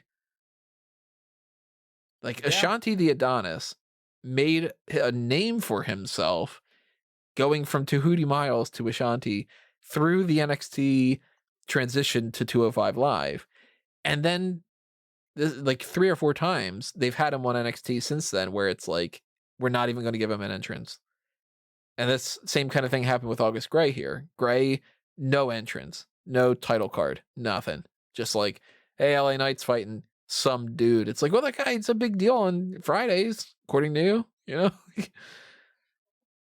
I hate that. It's a pecking order. Like, Mansoor's done main event you don't see Mansoor coming up to Monday Night Raw and getting victories. Mansoor's got like a 45 win streak or something. It's very weird. I like Mansoor. So LA Knight and Bronson Reed, they're firmly in their feud because Bronson Reed screwed up LA Knight's coat. So I know that Bruce Pritchard Fat is man and a little goat. I know Pritchard probably likes that because he had that whole thing where he talked before about how somebody stole somebody's coat, and that's a good enough reason to start a feud. Oh, look. John Pierre Lafitte took the jacket of Bret Hart, and he got that because Jose Lothario took the jacket of Dory Funk Jr. I mean, when you got a jacket, Tony, Yeah. you're not going to fight for a jacket. What are you fighting for? Yeah. Dakota Kai beat Zoe Stark. Great. Legado del Fantasma beat Breezango, and then we got a little thing afterward with Jordan Devlin. So Devlin versus Escobar happening at TakeOver. Champion versus champion. And now we also, since we got the Jordan Devlin and Trent Seven match out of the way, that means it's open for Escobar to win, which I'm very, very happy about, and I really hope happens. Yeah, and they are merging the belts, right? It's got to be. I mean, it's champion versus champion to figure out who the real champion is, so you can't end with like a draw or something. Or you can, but you shouldn't. I want Escobar to just win. Make him the champion. Devlin can fight for the Heritage Cup. Move on after that. We also got the Burch and Lorcan stuff with Finn Balor and Karrion Kross. Yeah, that's dumb. That whole thing is dumb. Why is Finn Balor taking a pinfall? It could have ended with just like a DQ or something. Dumb. And then we also got the Adam Cole and Kyle O'Reilly stuff, which was I like it. O'Reilly trying to run Adam Cole off the road. Now, what do you think the ultimate solution is? Tag team match, player. No, it's Cole versus O'Reilly at TakeOver. Yeah, but in what kind of a fight? Wrestling match. Okay, what Just kind of match? Just a regular wrestling match. No. I think that they can do that, and then they can do like a street fight thing on NXT a couple weeks later. Literally said, if the police drop the charges, I have the ultimate solution. Oh, that's right. Yeah. Okay. So it can't be a regular wrestling match. I was like, wait, why is he just saying it's gonna be a match? Loser leaves town. They finally move Adam Cole. They split up the Undisputed Era, and now there's no reason not to, you know? Loser leaves town. Kyle O'Reilly beats Adam Cole. Cole pops up on Raw the night after WrestleMania. And we get Cole versus McIntyre at some point. I'm okay with that. I kind of just feel like it's going to be that Ambrose Asylum cage. What are they calling? Are they just calling it Asylum matches now? Because they can't call it Ambrose Asylum. No. It was on the Shotzi wheel at Halloween Havoc, and I just can't remember what it was. But that might have been like a Halloween gimmicky name. Because it wasn't like Tables, Ladders, and Screams. Like, that's stupid, by the way. But I'll look it up. And wasn't it Tables, Ladders, and Scares? Oh, because that rhymes with chairs, not screams. Yeah, that would make more sense. All right, Tony. Look, you think you're a big man with your understanding of puns? Certainly not geography with Venice Beach. A Weapons Wild match. Weapons Wild. It's not a bad name. Yeah, I'm all right with it. I'd be cool with that. I'd be cool with Loser Leaves Town. I'd be cool with some kind of new gimmick. I don't know what.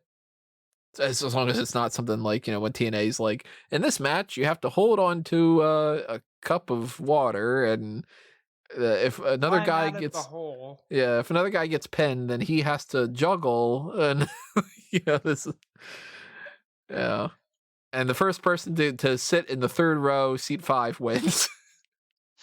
Go. Yeah. How do you do I a don't- reverse battle royal where the people get into the ring? It's okay. There's a way to do that that would make sense. You do that with little kids, where you go, the first one in the pool loses or something like that. Left in the pool is a rotten egg. Yeah, they do the rotten egg match. That's what it should be. the Yeah. the royal rotten egg rumble. Okay. No, I'm looking at the wheel. Sorry. Still staring at this wheel. It might be the thing they called Devil's Playground, which is the name for the Hell in a Oh, Cell. so they shouldn't call it that either. I Yeah, wouldn't call it that. Like, yeah, do the either weapons way, wild. I think it's that. Or maybe it's just like you're gonna Ball thumb games. wrestle. You're gonna thumb wrestle each other. I kind of want them to do that. Like, I have the solution. War games. No, sorry. Impulse. So force a habit. And you Uh, two are gonna wrestle in a wrestling match.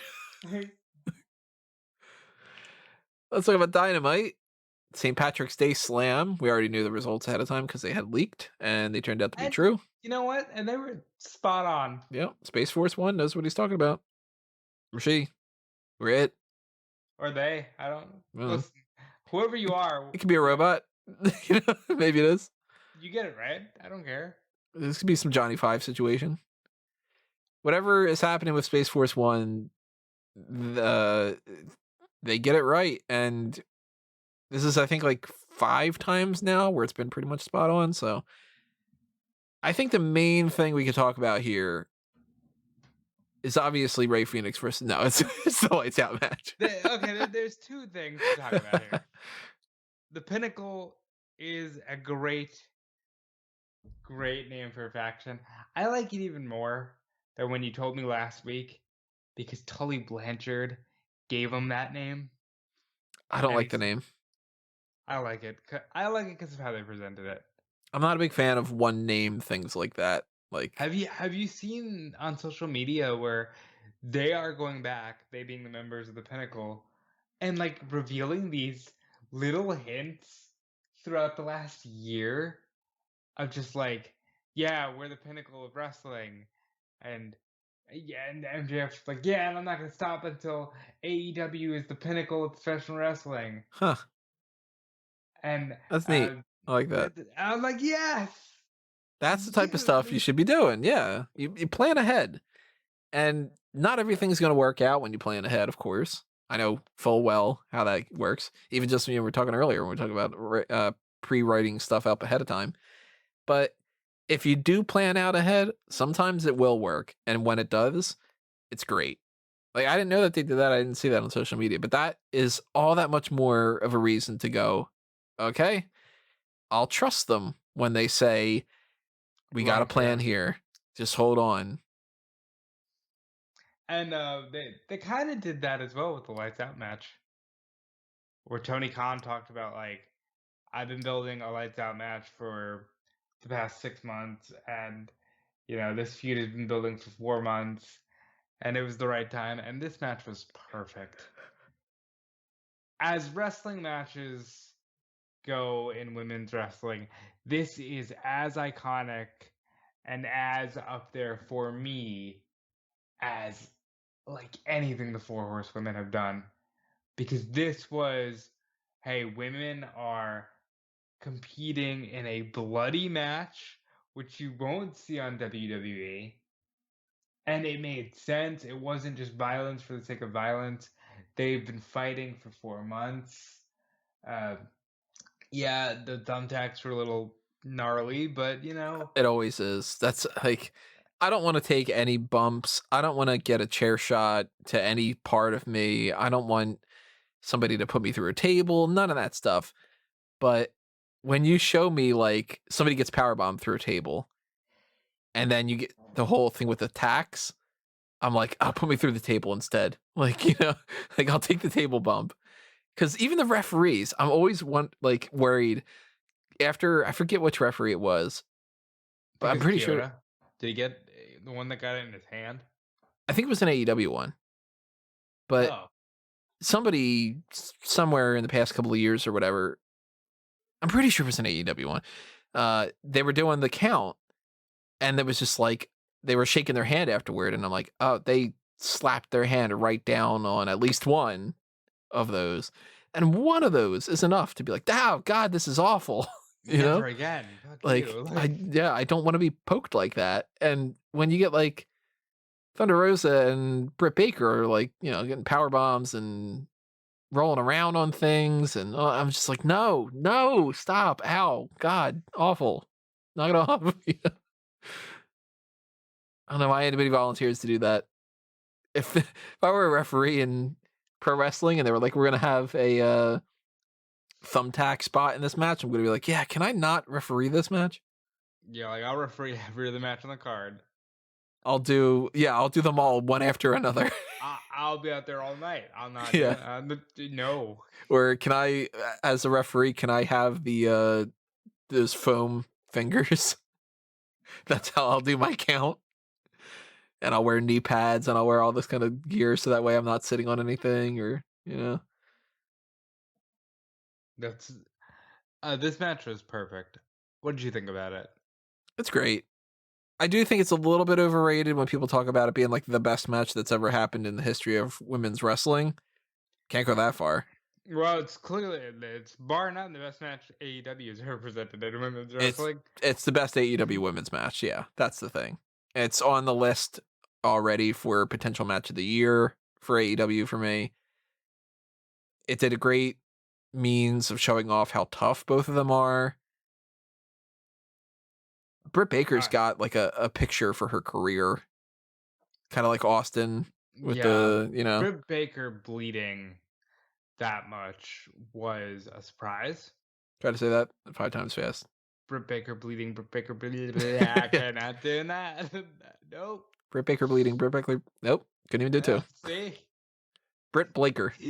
Britt Baker bleeding. Britt Baker bleeding. Britt Baker bleeding. Britt Baker bleeding.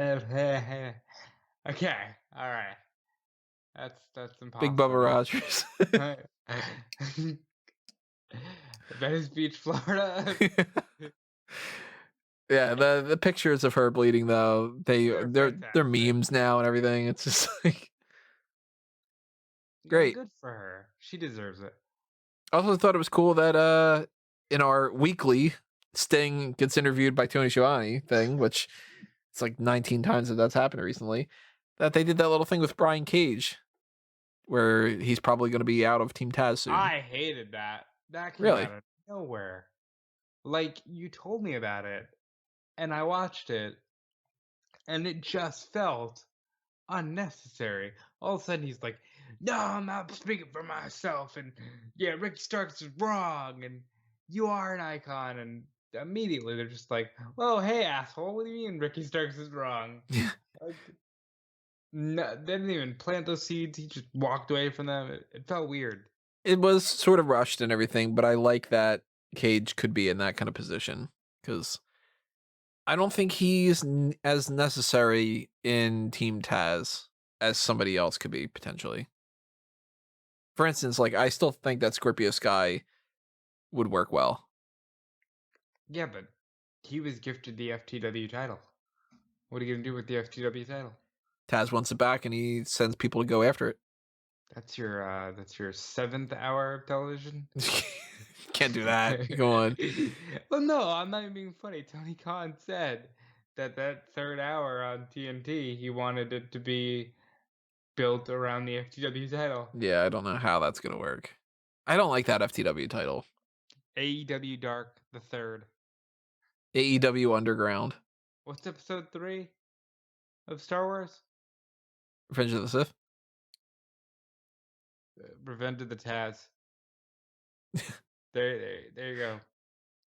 Be like Taz can sing the Star Wars theme the way that he does with Jungle Boys. So like instead of him being like all over the place, he'll be like I love this Yeah. song. I love it. There's a lot of tough guys in Star Wars. You know, there's the big hairy guy. What's the guy's name? Jabba? No, that's not the big one. No, that's the other big one. You know, tobacco chew. Yeah, the Huts. Huts. That's his name. Huts. I like to call him Huts. Taz is so good to listen to on Dark. It's god, Dark having Taz, Excalibur, and -1 just makes everything so good. -1 is so much fun. My kid's great. I like that because you mentioned the Sting interruptions. Darby interrupted Sting first and was like, "Yeah, I've only defended this title 3 times." And the place cheered. And this is the thing I don't miss about live crowds is they cheered. And then he's like, "No, that's a joke. I need to be a fighting champion." And then he goes, "And I'm gonna pay tribute to the greatest TNT champion ever." And now I know that they're going with Brody because Tony Khan said it on the tribute episode. The place starts chanting Cody.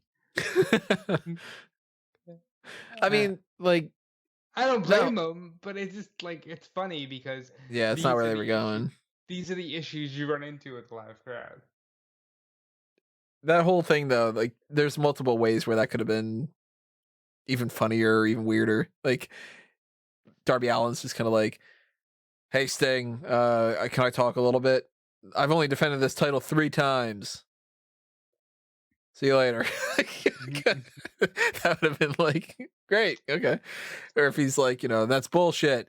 I shouldn't have had to do it 3 times. I should have been champion, without that." Or it could have been a heel turn. But the whole, some kind of thing clicked back when John Cena did that United States Open Challenge. That everybody needs to do these. Everybody was just like, mid-card titles need to be open challenges all the time. And for the most part, I'm okay with that.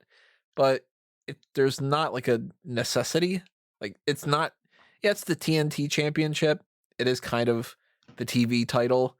But then again, the TV title is not the TV title anymore because it's not the same thing. The TV titles used to exist during an era where that wasn't TV was prevalent. The thing. It was, it's always going to be defended on the TV show because the TV show is different. But the live events, you're not going to necessarily see it.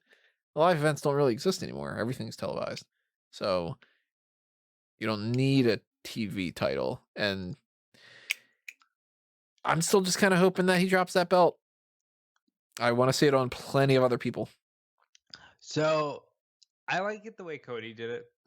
Because even though I hated some of the people who answered the open challenge, I like that it was a way to say, "Hey, our doors are open. I'll fight Warhorse. I'll fight Eddie Kingston." I like that concept. Darby kind of just doing the John Cena open challenge thing. It is what it is. And John Silver gets the first shot, which is good. He should lose it to Shawn Spears. Yep. I think so. Yeah. Because titles are important. And the Pinnacles should have all the titles, even the ones that don't exist yet. Quite frankly, Wardlow should just beat Brian Cage. Just take all the titles.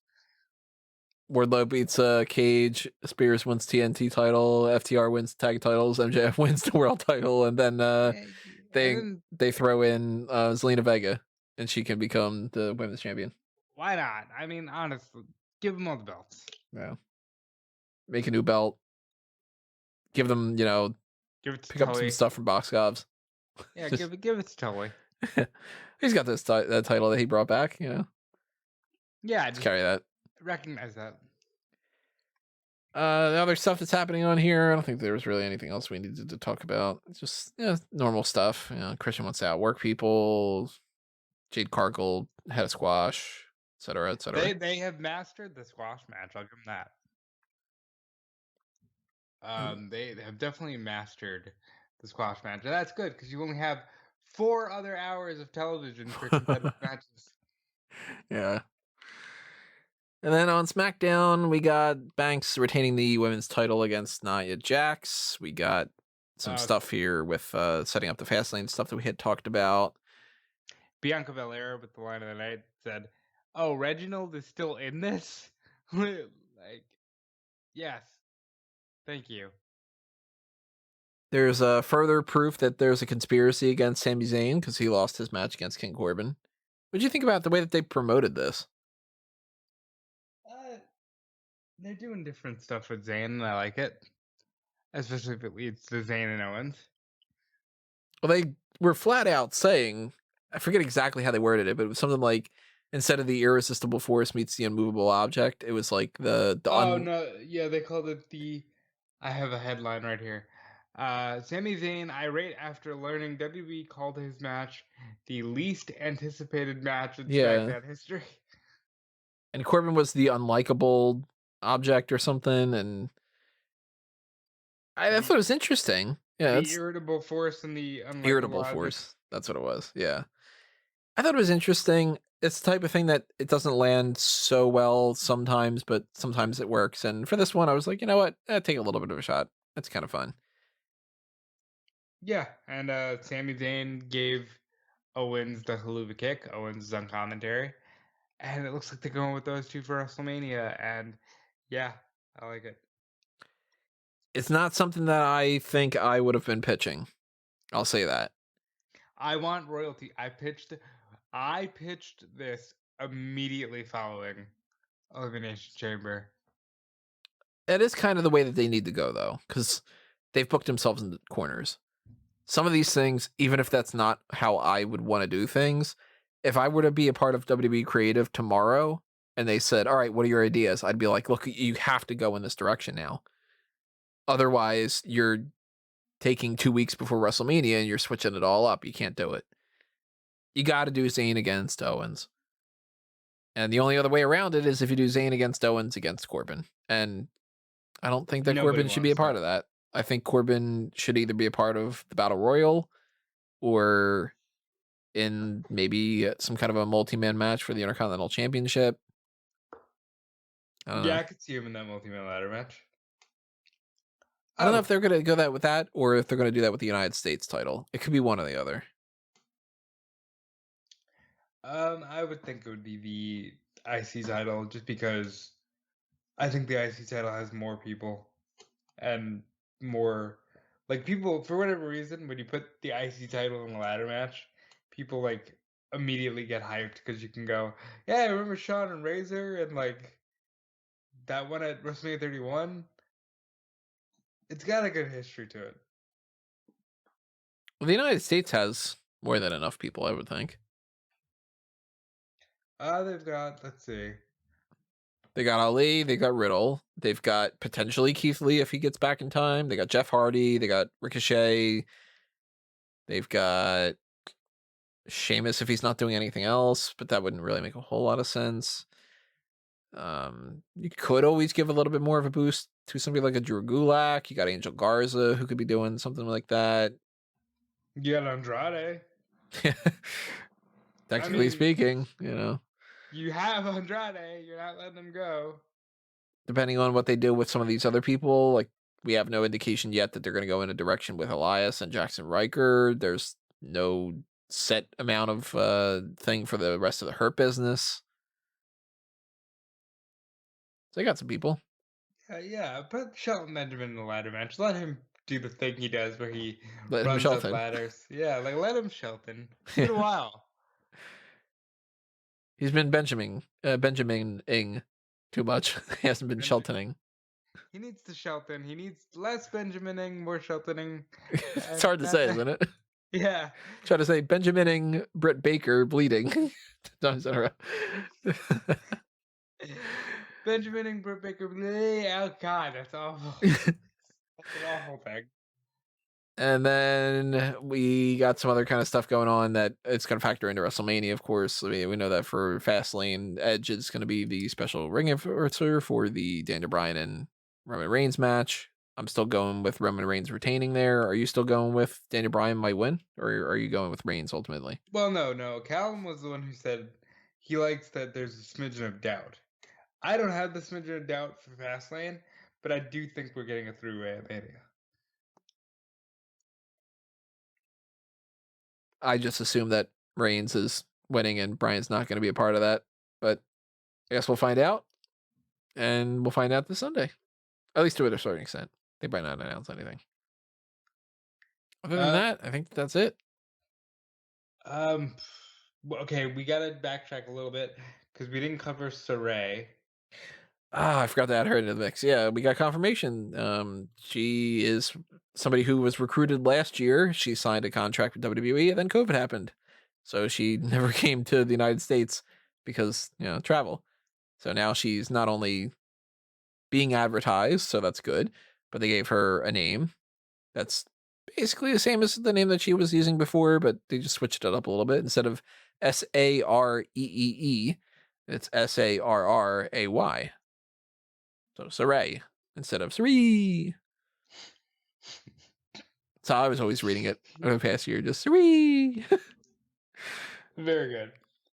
Not many things do you see 3 E's. That's why I always thought it was interesting. It's usually 2 E's. 2 E's.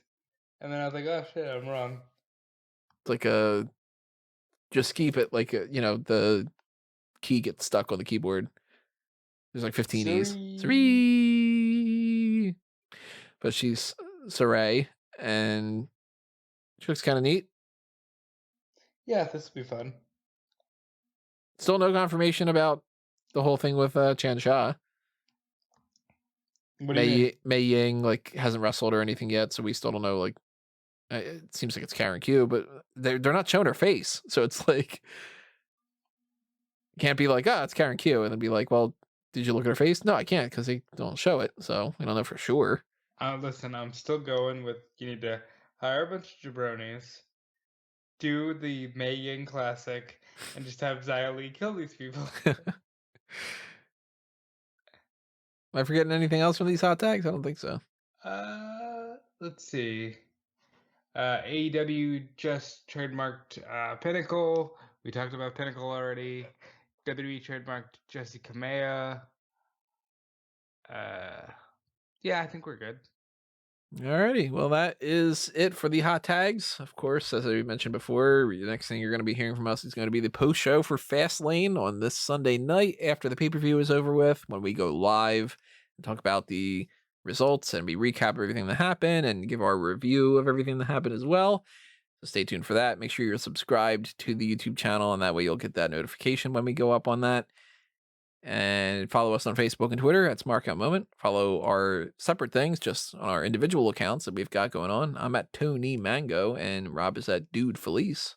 Yeah, and you can just check out everything with Fightful Select. If you like me constantly bringing up Sean Ross Sapp, check out his stuff over at Fightful Select. And yeah, I can't wait to be back here on Sunday because we are on the road to WrestleMania. Because Tony, WrestleMania is back in business.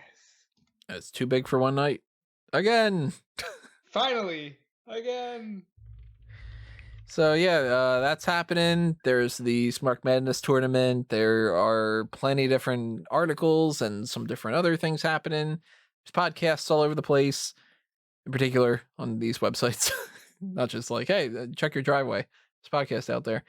But there's Smart Cut Moment. There's fanboysanonymous.com. As I mentioned before, check out A Review to a Kill podcast for the Bond stuff. There's going to be movie reviews and some different things, including the Zack Snyder's Justice League that we'll either do live in a few minutes after this. Well, you're not going to be hearing this after, but you know what I mean. After we record this at the very least, or maybe we'll do that just separate, but check it out if you want to hear our thoughts about Zack Snyder's Justice League. We're eventually going to do a bonus features about the first episode of Falcon and the Winter Soldier. That'll be up on the Patreon exclusive, so stay tuned for that. And anything else that's happening, you'll catch wind of it. I'll tell you. You'll find out. So hang out with us, keep listening, check out stuff on the Facebook group, facebook.com/groups/the Megamaniacs. Pay attention to that WrestleMania 19 live watch along that we're going to try to do. And yeah, everything else. That should be next Sunday, if I recall correctly. Sunday the 28th is the current plan. Yep. So all that stuff's cooking, and we're going to add some more spice to that and make a really good recipe. Yes, I'm going to be eating that pepper steak. Yeah, I kind of want pepper steak too. Marquise, send us your recipe for that. And we will see you when we see everybody. But thank you for listening for this episode and for any other kinds of support that you guys give us. But for now, this has been another Smark Out moment. We are being counted out.